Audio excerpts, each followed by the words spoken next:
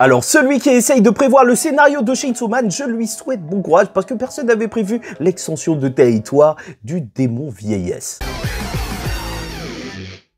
Mesdames et messieurs, ici Chad sur la chaîne secondaire Chad le Phoenix pour parler de Chainsaw Man, cette partie 2 qui bien sûr concerne Asa Mitaka, donc un chapitre imprévisible, un chapitre complètement fou qui se nomme Un monde de vieux et qui va bien sûr concerner le combat entre Yoru et le démon vieillesse qui se battent pour le Chainsaw Man dans un certain sens, enfin pour être tué par le Chainsaw Man pour le démon vieillesse et pour soumettre le Chainsaw Man pour le démon guerre. Et donc on a deux grosses pointures de cet univers étant donné qu'on a vu les dégâts de Yoru précédemment qui vont se faire face dès le début de ce chapitre. Et c'est juste énorme, cette case où ils sont en train de pointer leurs doigts est juste génial, ça donne un côté cow-boy. Voilà le premier qui va dégainer et c'est bien le démon vieillesse qui va prendre Yoru à son propre jeu en lâchant un petit bang, ironique ou pas, ça y est, c'est terminé pour Yoru, elle va directement s'endormir et on va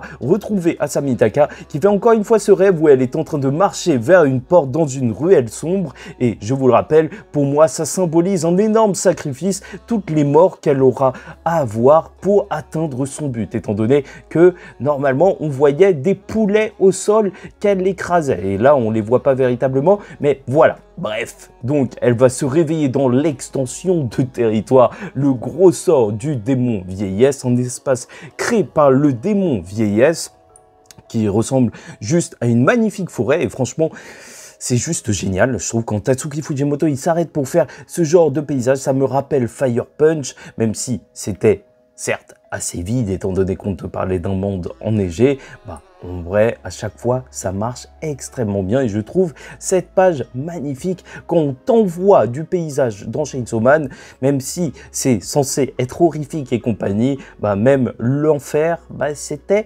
plutôt graphiquement intéressant avec toutes les portes qui se trouvaient donc dans le ciel. Dites-vous en vrai que je me suis demandé s'il y allait y avoir un crossover avec Fire Punch à ce moment précis. Enfin bref, donc Yoru va directement essayer de tuer Denji. Vraiment, on sent la folie, elle vise sa tête, elle tire, mais ça ne fait rien.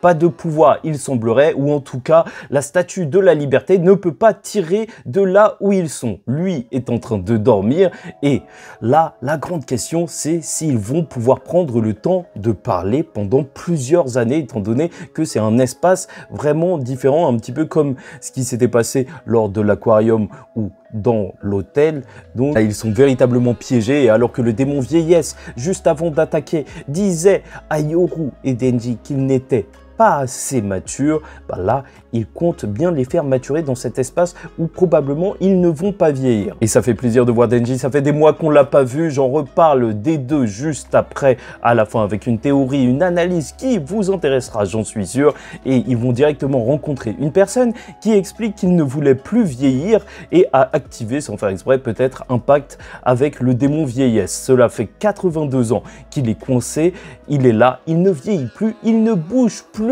il a cherché des sorties mais sans succès et se dit même que la personne devant lui, donc Asa Mitaka, c'est sûr qu'elle n'existe pas, elle est juste dans sa tête. Ok, on a compris, il est devenu complètement zinzin et à chaque fois je trouve ça assez intéressant ce thème de l'immortalité qu'on voit dans diverses fictions qui rend complètement fou en fait. Et c'est vrai, à quoi sert la vie? Enfin bref. Et surtout ça m'a rappelé que le démon vieillesse, en réalité, son pouvoir, son véritable pouvoir, c'est bien le temps. Rien que de faire vieillir la balle de Yoru lors du chapitre précédent, une attaque énorme, directement, juste avec ses mains, et maintenant emprisonner les gens dans cet espace, c'est vrai que son pouvoir est juste énorme. On parle d'un pouvoir qui est au niveau de l'espace-temps. Après, on peut se demander s'ils vont rencontrer d'autres fous enfermés ici, et alors que à la fin du chapitre, il allait raconter que certains ont réussi à s'enfuir d'après une légende, il va s'accrocher à un arbre et crier. Oui, c'est le côté complètement barré de Chainsaw Man,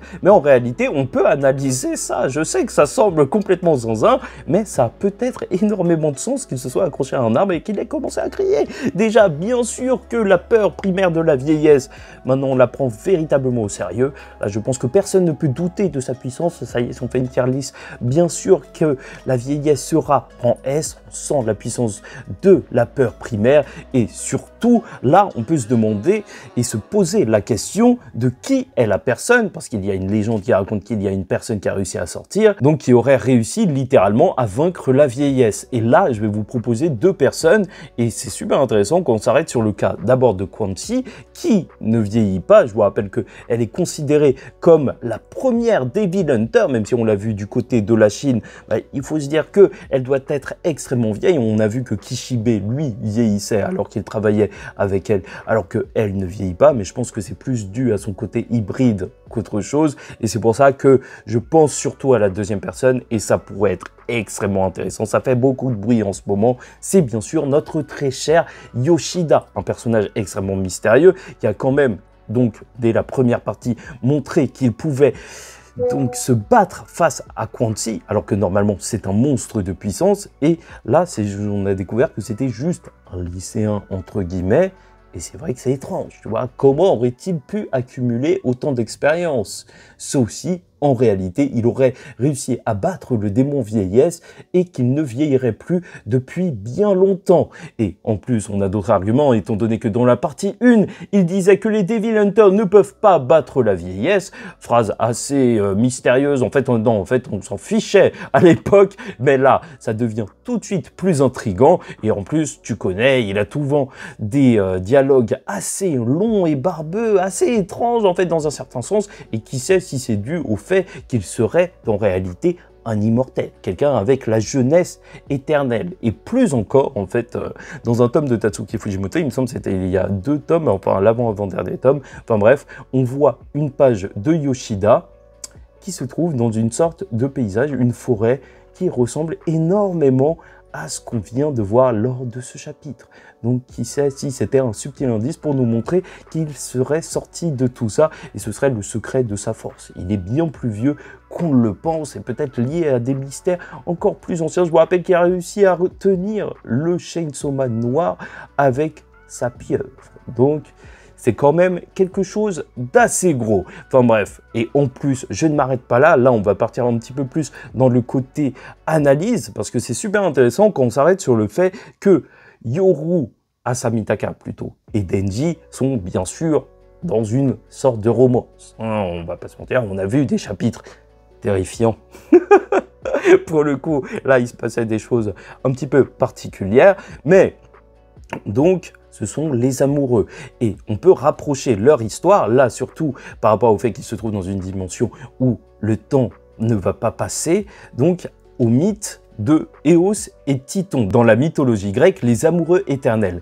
Eos était amoureuse de lui, bon je vous passe les détails, et en gros elle a demandé à Zeus de le rendre immortel, mais elle n'a pas demandé la jeunesse éternelle pour lui. Donc, il a vieilli encore et encore, et dans certains mythes, elle l'a abandonné, fatiguée de s'occuper de lui, alors qu'il est devenu comme une cigale, et dans d'autres, elle s'en occupe encore pour toujours. Voilà. Et c'est assez intéressant quand on s'arrête sur le fait, justement, que à la fin du chapitre, le mec qui s'accroche à un arbre, on pourrait voir ça donc comme un move de cigale. Donc, est-ce qu'il y aurait une référence à tout ça? Tu vois, ce serait assez cool. Après, je ne sais pas si ça nous sortirait véritablement une grosse théorie, mais c'était juste pour vous expliquer une possible référence, parce que c'est toujours intéressant d'analyser véritablement le chapitre. Enfin bref, dans tous les cas, on notera aussi que Yoru nous aura été présenté à Asamitaka, si tu préfères. Alors, en fait, à chaque fois, on ne sait jamais qui est qui de dos, surtout. Donc, dans une page où le paysage était magnifique, mais surtout entre 2 arbres, et on se rappellera que Tatsuki Fujimoto, quand tu te trouves entre 2 arbres dans ses œuvres, crois-moi, ça sent mauvais. Ça sent vraiment très mauvais. On se souvient de la bataille de Boule de Neige et compagnie. Enfin bref. Voilà, très bon chapitre de Chainsaw Man pour moi. N'hésitez pas à liker ou disliker la vidéo, commenter, donner votre avis en commentaire sur cette review ou analyse du chapitre et vous abonner si vous n'êtes pas encore abonné. On en parle toutes les 2 semaines, bien évidemment, de Chainsaw Man et il faut commencer à réveiller la commu un petit peu plus parce qu'il y a des choses extrêmement intéressantes à dire. J'espère que je raconte pas trop n'importe quoi. Je suis l'homme qui avait deviné le démon vieillesse, mais en vrai, il y en avait plein d'autres. Et donc, en attendant la suite, je vous dis ciao tout le monde, faites très attention à vous et surtout, paix sur vous.